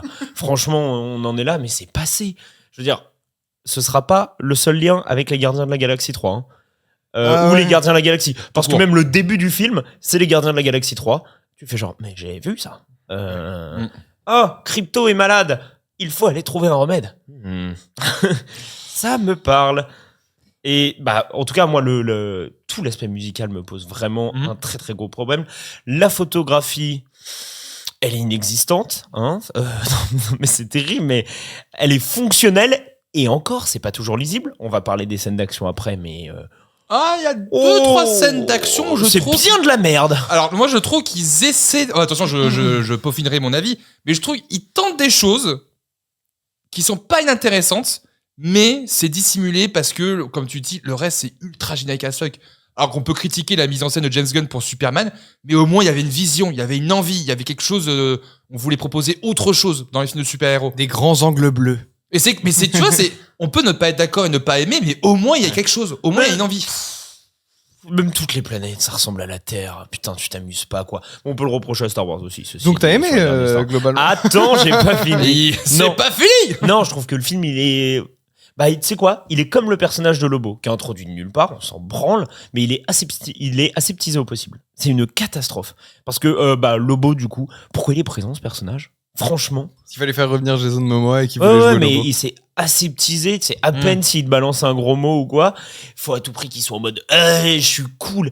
Il n'a aucun intérêt d'exister dans le film. Et ramener Jason Momoa en Lobo, lui, il est très certainement très bien, mais faites-lui un film solo, film à part rated entière, ouais. R, un peu sanglant, mais nous l'amener là-dedans, ça n'a aucun sens. Le méchant principal, c'est un putain de méchant secondaire des c'est- Gardiens de la Galaxie. Ah, c'est genre en mode le même méchant que dans Justice League de Joss Whedon. Le Steppenwolf, mes Ouais, couilles, là. c'est un- Oh, c'est un c'est- méchant C'est du style. encore pire. Non, ce serait. Il est pas pire que Steppenwolf de Josh Whedon. Ah, hein. c'est l'un des pires méchants de l'histoire de Ah bah lui c'est pour moi c'est le pire hein, lui, hein. Ouais, Et je trouve c'est que grave. Crème en vrai ça va. Il y a pire. Et du coup, pour finir, parce que là, c'est le deuxième film du DCU. C'est grave, hein. Ça fait peur, hein. Parce que moi, j'ai aucune envie d'aller le voir. Je pense qu'il y a énormément de gens qui n'ont pas envie d'aller le voir, Supergirl. Donc ça fait peur pour l'avenir du moi, il y a- DCU si ton deuxième film, c'est ça. Il y a quelque chose qui est en train de se dessiner, surtout. J'ai vu le Superman de James Gunn la veille pour me le remettre en mémoire. Je l'avais vu qu'une seule fois au cinéma. Bah, c'était l'année dernière. L'été dernier. Et en fait, commence à y avoir les mêmes problèmes. Et tu te dis, si vous allez dans cette direction-là, ça risque à un moment d'aller droit dans le mur. C'est-à-dire Bah, le problème, c'est que ils sont très forts pour engager des acteurs qui sont à fond dans leur rôle, qui sont hyper bien castés, mais on leur offre pas suffisamment pour avoir des grands moments d'acting. Ouais. Et notamment, on leur offre pas suffisamment parce qu'il y a trop, mais alors trop de personnages dans les films. Tu perds en intensité et en développement de personnages, et même sur les quêtes, quoi. Il y a quelque chose où c'est trop dispatché et tu ressens pas assez ton récit ou ta narration, ce qui fait qu'il y a pas assez de développement de personnages là. Et cette Supergirl là, le développement il est pas monstrueux non plus, hein. À la fin, elle apprend qu'elle doit pas trop boire. Ouais, qu'elle doit devenir Responsable. autre chose. Ouais, c'est ça. Ah, J'ai vu Le Roi Lion, quoi. J'ai pas besoin de. Mais globalement, j'ai vu un film que j'ai vu 1 milliard de fois. C'est pas le pire film du monde, c'est pas excessivement mal fait. C'est la petite soupe Carrefour réchauffée au Ah micro-ondes. ouais. Et je sais pas le goût des soupes au Carrefour. Ce qui est fou quand tu achètes des soupes au Carrefour, c'est que tu peux tomber sur des trucs excellents comme des trucs imbuvables. Voilà. T'as aimé, toi? Alors, moi, j'ai pas boudé mon plaisir devant. Et moi, je vais rebondir un petit peu sur le truc Arrête de de base. rebondir, on Arrête t'entend plus dans le micro Je après. rebondis. C'est que j'ai l'impression qu'aujourd'hui, dans la critique générale, c'est que soit un film doit être excellent, soit c'est de la merde. Et je trouve que les gens ont du mal à se dire que parfois un film peut être moyen ou correct. Mais non, et c'est mais pas non. grave. Mais non, la plupart des films qui sortent au cinéma sont juste moyens. Alors moi je trouve juste que quand je vois les critiques, j'ai l'impression que c'est ça, c'est que les gens ils sont pas contents parce que c'est excellent ou parce que c'est mauvais. Mais parce que C'est tu quand vois, c'est entre deux, En fait, tu vois, les journalistes ciné, etc., toutes les semaines, ils voient que des films mid, donc au bout d'un moment, c'est chiant. En fait. Ouais, mais la façon dont vendent le truc, c'est vraiment, j'ai l'impression que c'est unilatéral. On peut pas juste se dire que écoutez, Supergirl c'est moyen, mais c'est pas. Ouais, mais Quentin, c'est quoi aussi? Parce que qu'est-ce que Je tu sais regardes ou sur quoi tu tombes? Parce que si c'est des TikTok d'une minute, la majorité, Ah ouais, mais c'est ça, aussi non. des phrases choc. Ouais, c'est et ça. je suis désolé, Il y a ça nous on aussi. est des connards et on fait partie de ce truc-là aussi. Mm. Parfois, quand on choisit des extraits, c'est des phrases choc. Oui, et en même temps, ça marche un petit peu plus et ça peut C'est pas intriguer nous, des c'est gens. pas nous qui choisissons les extraits, c'est Enzo qu'on embrasse. Oui, pardon, on embrasse. Mais est-ce que tu, je sais pas, et je te jette pas la pierre parce que je pense que comme toi j'ai cette vision-là, mais parce que on est abreuvé de TikTok, de Instagram Il y a et tout peut-être de ça. ça aussi. Mais est-ce que tu lis des papiers? Est-ce que tu te renseignes? Est-ce que tu lis des articles? J'essaie de lire les articles et les critiques. Est-ce que c'est le même problème? Tu le ressens Un aussi? peu moins quand même. Mais oui, effectivement, la réaction du public, parce que je reste partie du grand public. Moi, je ne suis pas critique professionnel ou quoi que ce soit. Bah oui, Donc encore une fois, j'essaie de rester un peu à ma place par rapport à ça. Et c'est vrai qu'à les entendre, déjà quand j'entends pire film de super-héros ever, vous avez vu Morbius? Non? Voilà. il y a Matt Smith qui danse quand même. Vous avez vu Atoman? Madame Web. Non, mais ce que je veux dire, c'est que moi, je trouve le film, effectivement, il y a plein de loupés sur plein de points. Et le plus gros problème, c'est que tu le compares au comics original, où ça pète de couleurs, ça pète de variations de décors, d'univers, de personnages. Là, c'est hyper plat. Et les bonnes idées qu'il a, il les met soit pas au bon moment, soit il les exploite pas assez. Notamment tous les flashbacks sur Krypton. Ah oui, c'est un peu. Tu te dis, pourquoi pas commencer là-dessus pour justement interconnecter avec le film de Superman, le premier, où tu te dis, tu comprends un petit peu mieux les origines de Supergirl par rapport à son traumatisme, etc. Et tu te dis, là, il y a quelque chose à prendre, il y a quelque chose à exploiter. Sauf que ça se fait de manière éparse un peu sur tout le film, et c'était même plus intéressant de voir ça que l'histoire en elle-même, parce que l'histoire en elle-même, à part sauver Crypto, le reste, c'est oubliable as fuck. Et c'est dommage parce que moi je trouve que le film, c'est ça, c'est qu'il exploite pas assez ses bonnes idées et que l'aura de James Gunn est encore trop présente. C'est que moi je veux voir un DCU, je ne veux pas voir le DCU de James Gunn.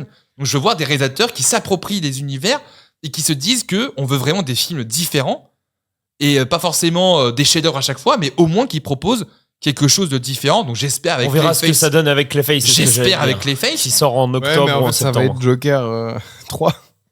Ouais. Il y a un peu de chance, En mais, fait- mais le côté, je me dis que là, pour Supergirl, pour ce coup-là, je me dis, il y avait moyen de faire quelque chose pareil, de hyper coloré, de hyper vivant ou quoi que ce soit. Et là, on installe des choses où tu te dis que même ses origines, on les met par-ci, par-là dans le film. Alors que pour moi, c'est ce qui manquait dans le premier Superman, c'est que on met juste un panneau pour expliquer le truc. Alors oui, tout le monde connaît Superman, mais je pense qu'on a quand même besoin d'une dizaine de minutes pour comprendre un petit peu. Ouais, c'est ce que c'est ce que je déteste dans toutes les origin story qui ont décidé de faire le choix de ne plus raconter l'origin story. C'est genre. On n'a pas besoin d'avoir une heure et demie d'origine, mais au moins essayer d'avoir un minimum de. Spider-Man de Tom Holland, je m'en suis toujours pas remis. Hein. Et le Superman a ce problème-là aussi. Bah ouais, Oui, c'est ça, c'est ce que je dis. le Et là, tu vois, là, par rapport à Supergirl, on se dit, Batman un peu aussi, hein, d'une Eh certaine tu manière. sais hein. quoi? Moi, je vais en parler 2 secondes. J'ai rematé le début de Batman Begins l'autre jour. C'est mieux construit. Bah non mais c'est trop bien.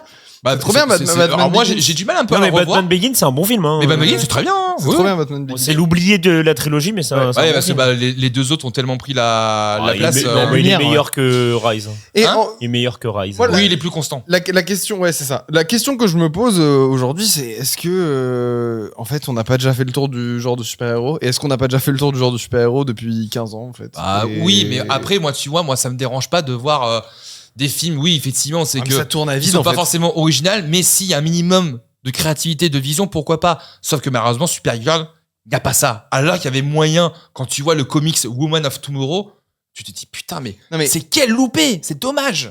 Un peu de créativité, un peu de créativité, un peu d'originalité, d'accord, mais en fait là, il y a plus rien à dire, on a fait le tour, quoi. C'est genre tous les thèmes, toutes les façons de faire ont été explorées dans tous les sens. Franchement, moi, si on pouvait arrêter d'en faire, ça m'irait très Ouais, bien. non, mais j'entends. Et tu vois, on en discutait hier avec Oscar justement. C'est est-ce que la pause que Marvel a faite depuis Thunderbolt, si ma mémoire est bonne, au cinéma en tout cas. Oui, il y avait les 4 fantasmes. Fantastiques. Ouais, c'est ça, c'est ce qu'on s'est dit aussi. Il y a eu les 4 Fantastiques l'année dernière.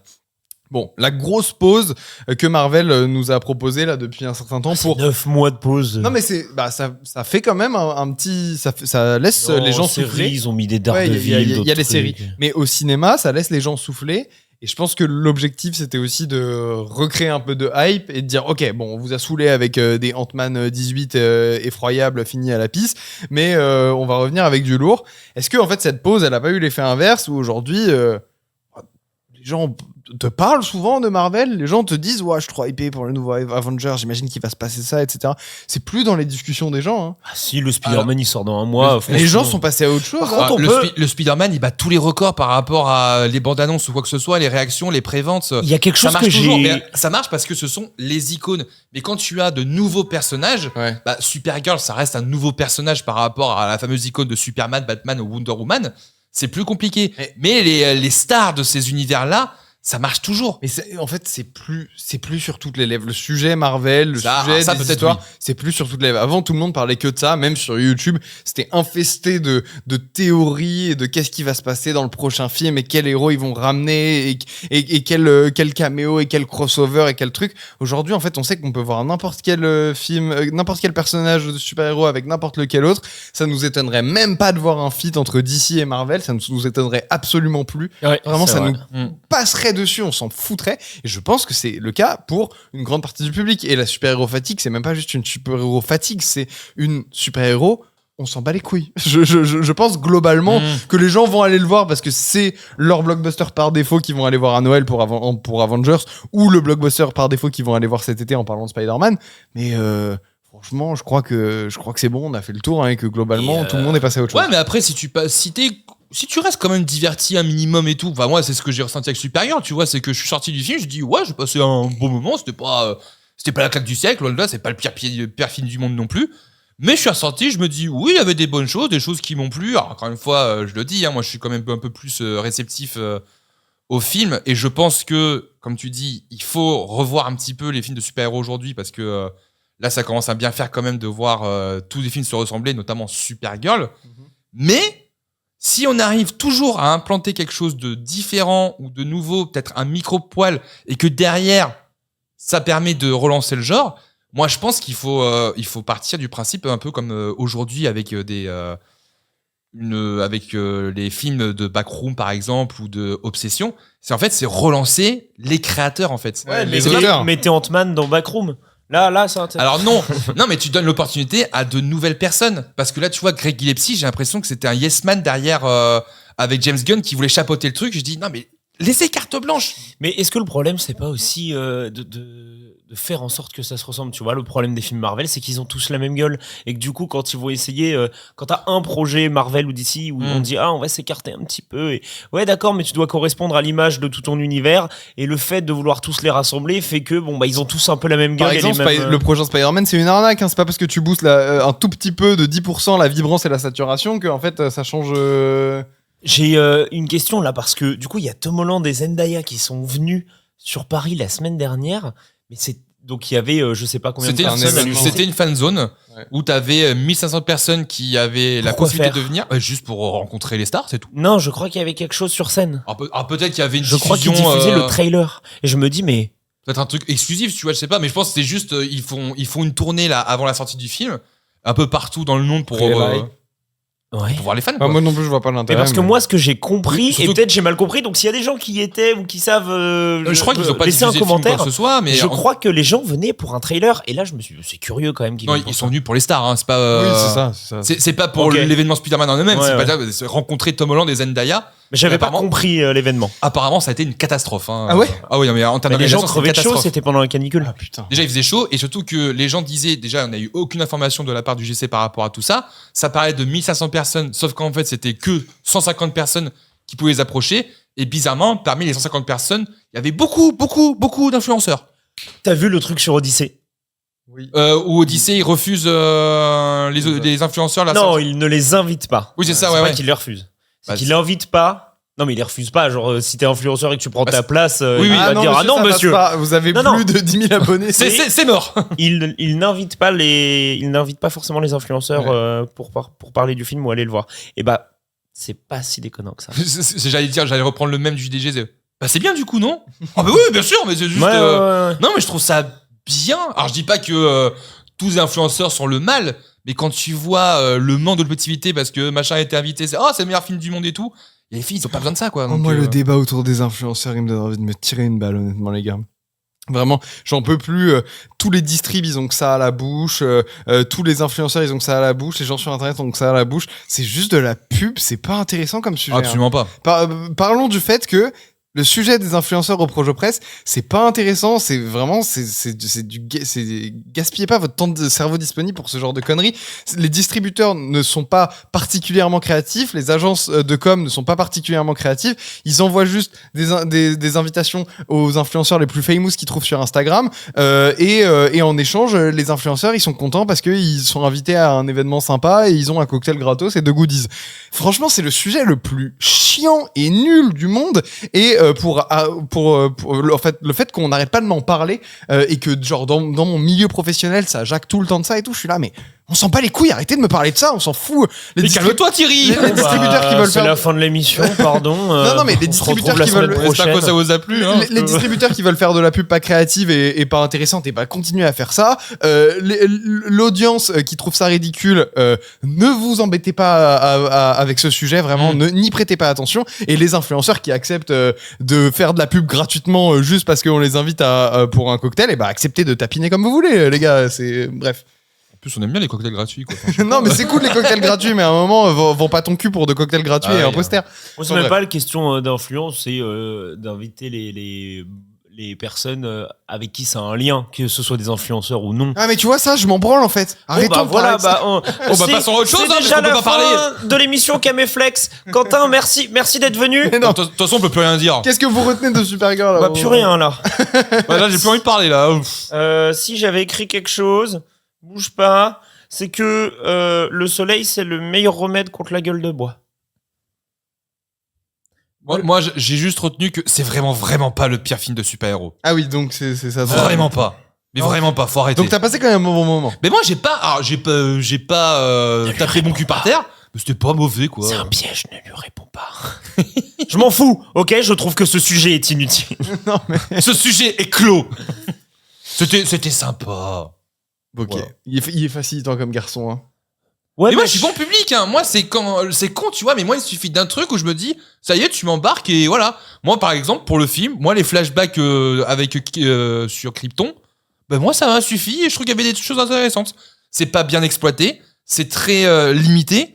Il y a le film qui est, je pense, chapeauté par James Gunn, qui dit, ouais, on va refaire la Gardiens de la Galaxie. Non, on veut autre chose. Mais en vrai, moi, je suis ressorti à la fin, je dis, oui, c'était pas si pire, quoi. Je m'attendais à pire. En fait, je m'attendais à pire. Réponds-moi vite fait, Underworld 3. J'ai pas vu le 3. Ah, Underworld 2. Le 2, j'ai trouvé ça mieux que le premier. salopard. T'as une autre idée de film éclaté comme Il a défendu- Equilibrium. Équilibrium, j'ai trouvé ça nul. Ok. T'as défendu tous les Twilight. Jumper Ah. avec Hayden Christensen. Jumper, t'inverses les personnages principaux, tu peux en faire un bon film. Taken. Taken, c'est pas bien. Die Hard 5. J'ai pas vu. C'est chaud. Déjà, Die Hard 4, c'est effroyable, En mais fait, Die Hard 5, il y a Il y a aussi même ce pas de mots côté pour ça. 2, il y a des films où je sais et je sens que ça va être mauvais, j'ai pas envie de les voir, j'ai pas envie de perdre mon temps, tu vois. Demande-lui son avis sur la Ligue des Gentlemen La Extraordinaires. Ligue des Gentlemen Ça, Extraordinaires. j'adore. Ah ouais. Mais ça, c'est un pur bonheur. Mais ça, Daredevil c'est un avec film de- Ben Affleck. Daredevil avec Ben Affleck. En vrai, j'aime bien. C'est pas bien, mais j'aime bien. Bah, c'est côté- Catwoman, Pitoff. Ça, c'est de la merde. Ah, il l'a dit. C'est la fin de ce podcast. Alors, choisissez le moment. Alors, sachez un truc, c'est que nous, on rêve d'inviter Pitoff et de faire une longue interview d'une heure avec Pitoff un jour. Même pas pour insulter le mec ou quoi. Ah ça non, dépend non, parler mais non, de mais cinéma. pas du tout. Oh, premier degré, ce serait hyper intéressant. Ah, mais ce serait hyper intéressant. Moi, je l'ai déjà interviewé, Pitoff, et j'aimerais bien. Il habite pas en France, malheureusement, mais j'aimerais bien que dès qu'il passe en France, on réussisse au-delà à de le choper. Catwoman, je vais le surprendre. Vidoc, j'ai pas passé un mauvais moment. Ouah, t'es fou. Après, Non, ça fait longtemps que je je vais l'ai pas pas insulter non plus le mec que j'ai Mais envie moi, d'inviter. ça fait longtemps que je l'ai pas vu, attention. Hein, mais Mais moi, Je j'avais vais pas te dire dit- un truc, moi, je trouve Quentin, ça j'aime très bien aussi ta vision des trucs. J'aime le fait que tu sois bon public. Oui, mais c'est ça, c'est que moi, encore une fois, il me suffit pas grand chose pour apprécier un film et pour l'aimer. Et j'essaie maintenant de plus en plus, que ce soit sur YouTube et sur le podcast, bah, de défendre ça, tu vois, et de me dire que j'en ai Schtroumpf marre de 2. parler des films que j'aime pas ou quoi que ce soit. Là, quand j'ai vu à quel point j'ai incendié Michael et Mandalorian et Grogu, alors les deux méritent, hein, encore une fois, voilà. Mais encore une fois, je dis, ça aide pas au débat. Moi, je préfère juste parler si. des trucs que j'aime. Ah bah si, parce que C'est intéressant pour la Michael- critique, mais ce que je veux Michael, dire, que moi, il y a- ça m'apprend pas grand chose, quoi. Michael, il y a des choses super intéressantes à dire, je trouve, en lui défonçant bien sa En mère. fait, moi, c'est plus la conception du film qui m'intéresse plus que le film en lui-même par rapport à Ouais, Michael, ouais. tu vois. Donc ça, à la limite, ça m'intéresserait plus. Mais pareil, du film en lui-même et pourquoi j'ai pas aimé, je dis c'est pas intéressant, c'est juste pas bien, quoi. C'est mon avis personnel. Je t'aime bien, toi. Les gars, c'était un plaisir de vous avoir pour cette émission. Un plaisir partagé. C'était un plaisir d'avoir vu tous les films cette semaine. Pareil. Et on se retrouve la semaine prochaine avec... Est-ce que tu sais ce qu'on voit la semaine prochaine? Non. Mais Bah, vous aurez la surprise. Mais Evil Dead Ah, il y a Evil Dead Bird. faut qu'on aille le voir, quoi. Je sais pas. Ouais. Allons le voir. Ouais. Parce que t'es là aussi la semaine pro. Non, je serai pas là, je serai à Bordeaux, donc non. C'est bon, maintenant, il a pris place. Et lui domicile. N'hésitez pas à aller suivre le podcast de Quentin, de Débile. Parle de cinéma. films, de cinéma. De Débile parle de cinéma, c'est disponible sur toutes les plateformes pas le nom de et son maintenant podcast. disponible sur YouTube. C'est catastrophique. Deux trous de balle parlent de... Deux tocards qui parlent de trucs. On fait des bisous, à la semaine prochaine. À la semaine pro. Ciao. Vous êtes complètement tapés ou quoi?